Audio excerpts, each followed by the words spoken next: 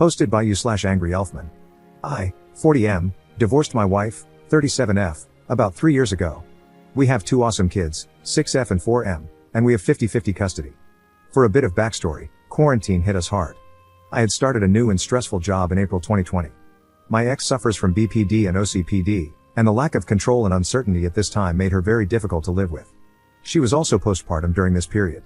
I was getting calls 2 minutes after work asking where I was and was constantly made to feel guilty for pursuing any self-care. She didn't like that, and days of the silent treatment became my norm. I called it emotional purgatory. She was a stay-at-home mom at that time. I desperately tried to complete small tasks to lessen the load at home and put my dad hat on the second I walked through the door. I put the kids to bed, washed bottles, cleaned the kitchen, etc. She was always focusing on what I didn't help with. I begged her to talk to a therapist and see if medication might be appropriate. I did convince her to come to marriage counseling, which we attempted for about 6 months. In those sessions, it became clear that my feelings weren't going to be heard or considered. I decided to just work on myself and my codependency. I began to work on my self-esteem, setting boundaries, and not questioning my reality and my feelings. The healthier I got, the worse she seemed to get, which might sound strange to some. The night it all came undone, I was watching a playoff game outside on the patio.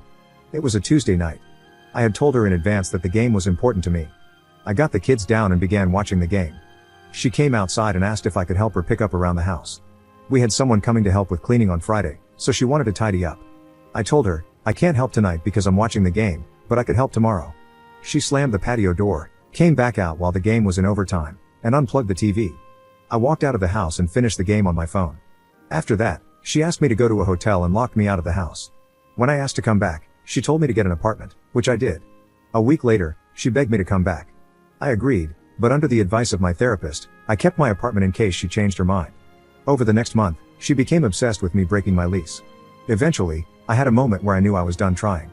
The divorce process was messy. She faked a pregnancy and tried to prevent me from getting 50-50 custody. The truth eventually came out, and she caved. At times, I considered fighting for full custody, but I know the kids love their mom, and it would have broken her. If you made it this far, thank you for your patience. On to the present issue. Our decree states that we alternate spring breaks. My ex took the kids out of state for the last 2 years. She asked me in February if she could take them again this year. I agreed because I didn't have plans, and I feel it's important that they see family. She told me she was driving, so I agreed to more time to allow them to travel safely. I made one request: please do not take the children to see my mother. She has done this the last 2 times she traveled there. I don't talk to my mother because she stole $60,000 from my grandmother, among other things, and refused to even acknowledge her fault. I now care for my grandmother and moved her here. This morning, my daughter informed me that they are flying, not driving, and that my ex has planned a visit with my mother and the kids. Since the divorce, there has been a very consistent pattern of her intentionally disregarding simple and reasonable requests. I'll spare you other examples. The point is, I'm fed up. She is flying tomorrow. I asked her to change her flight and return the children to me by Wednesday at 5 p.m.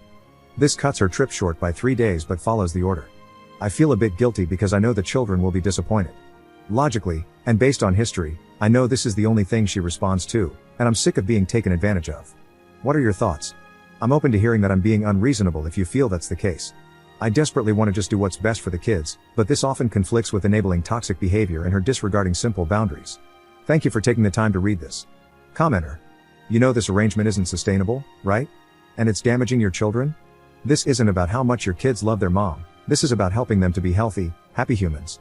Who do you think is bearing the burden of your ex's BPD and OCPD now that you aren't a full-time target? Why are you allowing her to travel alone with your kids? What happens if she goes off the rails in the middle of a strange airport with your kids in tow? Why are you not demanding an exact schedule and frequent check-ins? Your ex lied to you about the details of the trip to get you to agree. It's great if you want to be kind and understanding with her, but don't be careless with your kids. Stop extending her grace at the expense of your children. Update 1. I posted in April seeking guidance on whether I should attempt to enforce an order to cut my ex-wife's vacation short. Long story short, she has a long history of lying and manipulating situations to gain time and access to the kids. After processing all the comments, I realized that while I may not be the jerk, I am part of the problem. My flexibility with my ex was enabling and emboldening her behavior. Religiously sticking to the order has been my mantra ever since. I am grateful for the tough love in the comments, which truly helped wake me up to the situation. Thank you again to all who contributed to the original post in the comments. I did ask my ex to return the children on my scheduled parenting day. I told her that because she had lied about her travel plans, I needed her to bring the kids back early. Her response was to tell me how awful I was to do this to the children. The day came, I went to the pickup spot, and she didn't arrive. She refused to answer my calls and texted me screenshots of me agreeing to give her the extra time, along with more guilt about my behavior and weaponizing the children, etc.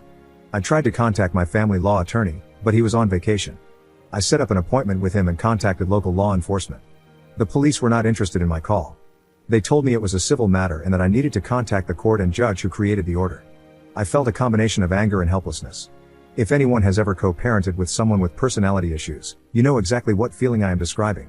I decided to take full responsibility for my role in the matter and use it moving forward. Since April, I have followed the order and respectfully denied all of her requests for extra time. I have ignored the subsequent pushback and guilt tripping that inevitably comes when she doesn't get what she wants.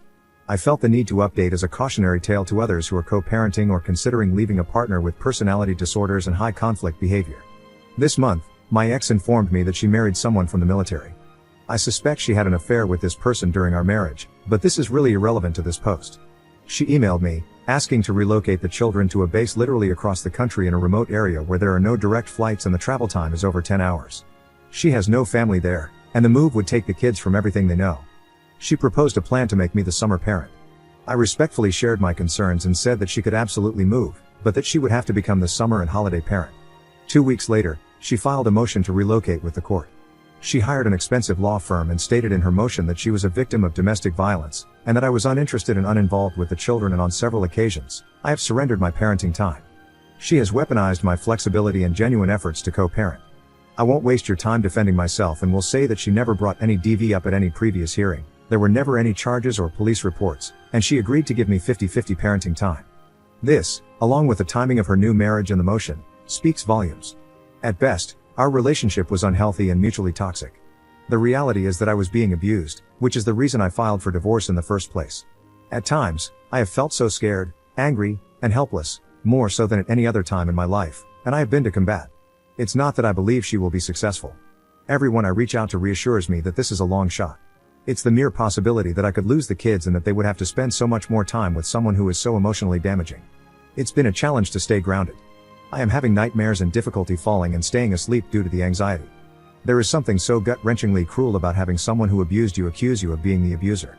I am preparing in all the ways legally, physically, and emotionally to fight for my children. I have a very strong case and will show the judge how loved and cared for the children are at Dad's house. I will let my attorney communicate the issues with her behavior and subtly let the judge know who they are truly dealing with. I mostly wanted to express gratitude to all the Redditors and share this as a cautionary tale to help others. If you are considering leaving or are co-parenting with someone with a personality disorder, please don't fall into the trap I did. Keep your boundaries in place, stick to the order, and document high conflict behaviors so that you are prepared to protect yourself and your children. If you believe in prayer, I would appreciate them in any form. I will update again after the trial. Commenter. Don't subtly demonstrate anything to the judge. Work with your attorney to throw your wicked ex all the way under the bus. Has your ex ever used illicit substances? Has she ever cheated on her taxes? Has she done anything illegal that you can document and substantiate? Gather everything you can to torpedo her character and demonstrate her lack of fitness to parent. If she can be incarcerated, all the better.